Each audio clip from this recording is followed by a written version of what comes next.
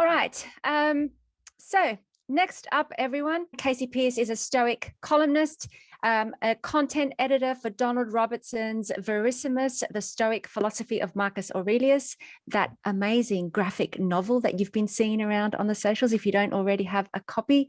And also the editor of Tim LeBon's forthcoming 365 Ways to Be More Stoic. Kasey contributes to the Medium publication Philosophy as a Way of Life, amongst other publications. And she's recently published this great article on codependency and stoicism, building the courage to leave unhealthy relationships. And she's here today to talk about precisely that. Over to you, Kasey. Thank you so much, Kathryn. Hi, I'm Kasey, and I have a corrupt sense of piety, confusing relationships for charity cases. Because it gives me a feeling of self-worth, I'll be acting as both your caseworker and enabler for the next 4 to 7 years. Yes, I have decided that you need to be saved from yourself, and I'm the savior you've been looking for.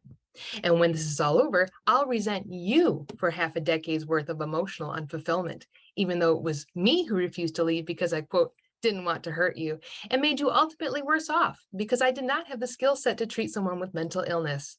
Instead, I opted to disrespect you by staying with you out of pity and because, well, I have a deep-seated fear of abandonment. That is how I could have introduced myself to nearly every boyfriend I've ever had. We all know someone or knew someone at one time in our lives who stayed in a relationship that made themselves miserable. We wanted to shake them and beg for them to just wake up. A codependent relationship is essentially two people saying, well, we're both unhappy, but at least we have each other. So why is this a thing?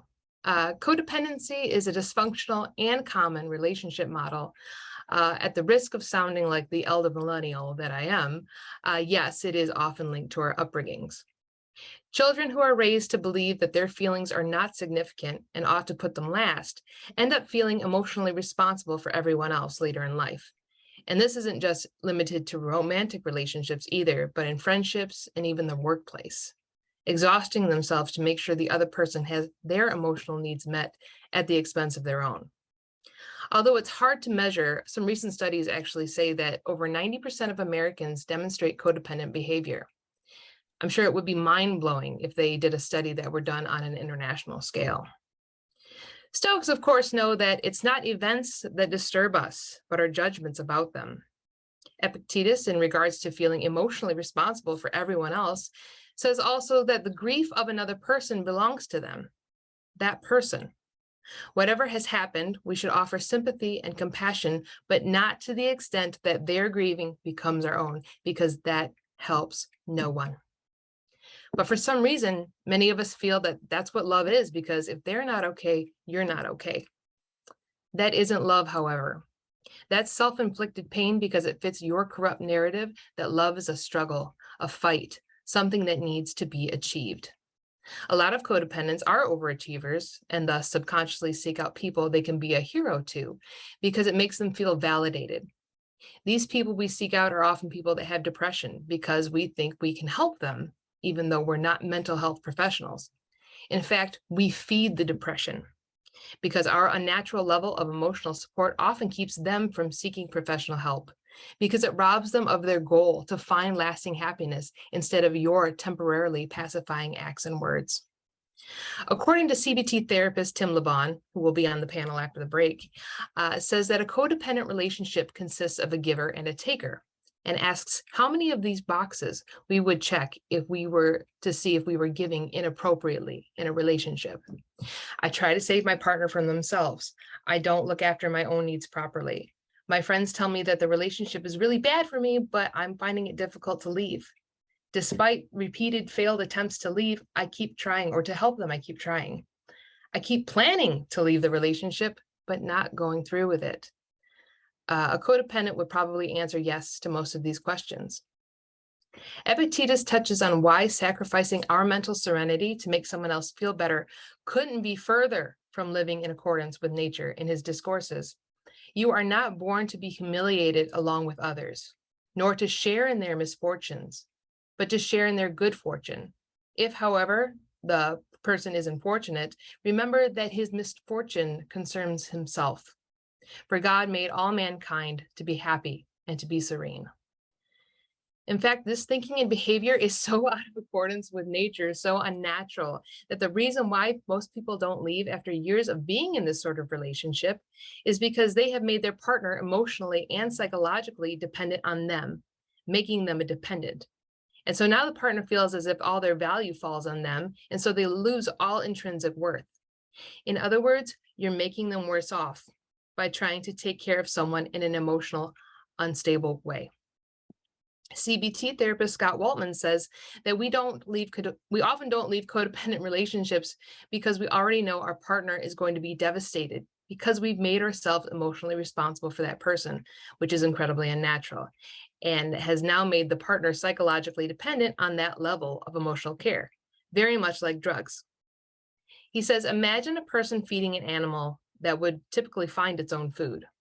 Over time, that animal will stop hunting and foraging and become reliant in an entitled way on the human to feed it. If the human carer stops feeding the animal, it will become angry, which could be dangerous.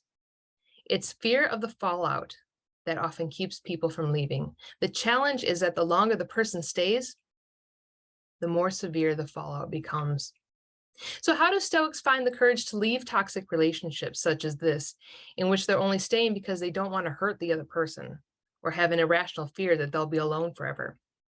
Well, with one of the most universal, accessible, and effective methods of applying Stoicism to everyday life, cognitive behavioral therapy, better known as CBT.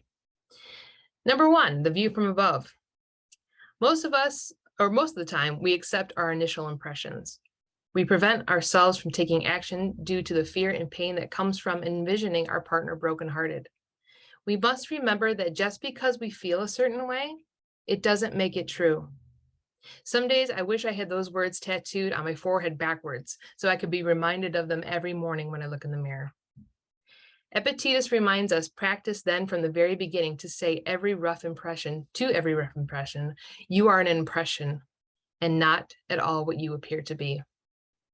Our feelings are deceiving. They often don't reflect the reality of a situation. You can gain a lot of clarity by desaturating the situation of how you feel about it emotionally, becoming indifferent, if just for a moment. This immediately grants you a view of the grand scheme of things and what's actually going on. You'll find that the plain and simple truth is that if it didn't work then and it isn't working now, it's probably never going to work. If you're not making each other stronger, you're making each other weaker. Pacifying, keeping the other person from crying, for instance, does not count as making anyone better. If you really care about them, set them free. Stress inoculation and time projection is another one.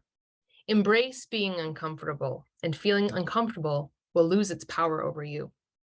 If the anxiety of breaking someone else's heart cripples you, you should, paradoxically, try imagining it for longer than normal. Don't run from the pain, but choose to expose yourself to it in your mind. So imagine your partner having a Meryl Streep level cry fest. Imagine it again. Walk yourself through the scene of your breaking it off. Over time, you'll realize that it probably won't be that extreme or catastrophic. And listen, even if it is, now you're trained for it. You've been there. You've decatastrophized. As you imagine it, remember that, yes, there is a time that comes after this, that the worst will be over. This too shall pass. After you've detached yourself from the situation emotionally and seen the bird's eye view of the scene and all of its enabling glory, time travel. Put yourself a day post-breakup.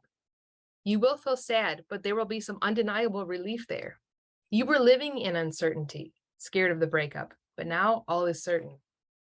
Next, put yourself a month post-breakup. You're bummed, but you're getting better. Though their healing time may not parallel yours, they will heal. Their timeline is none of your business either. Although there are more techniques, I'll mention one final one for the sake of time, but remember that you must die. Memento mori, your partner or ex-partner will die one day too. If you truly care about them, honor the limited time you both have on this earth to allow yourselves to both get on the journey of grief, healthy coping, and acceptance so you both can find true love with the right person. Don't just hold on to someone because you have a clamoring, selfish need not to be the bad guy, for that is not virtuous, but quite the opposite. Know the difference, lest it determine the course of the rest of your life. For more about codependency and Stoic ways of building the courage to leave, I'll share the link to the Medium piece I wrote with Tim LeBon and Scott Waltman in the chat. Thank you guys so very much.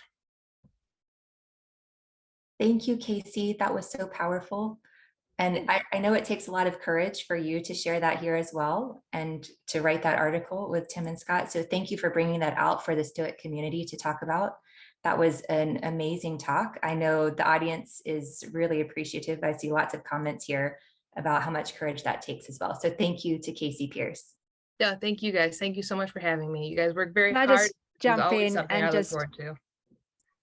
Everyone, can I just jump in and ask you all to unmute yourselves and give Kasey and everyone who's spoken today a big round of applause. That was really lovely.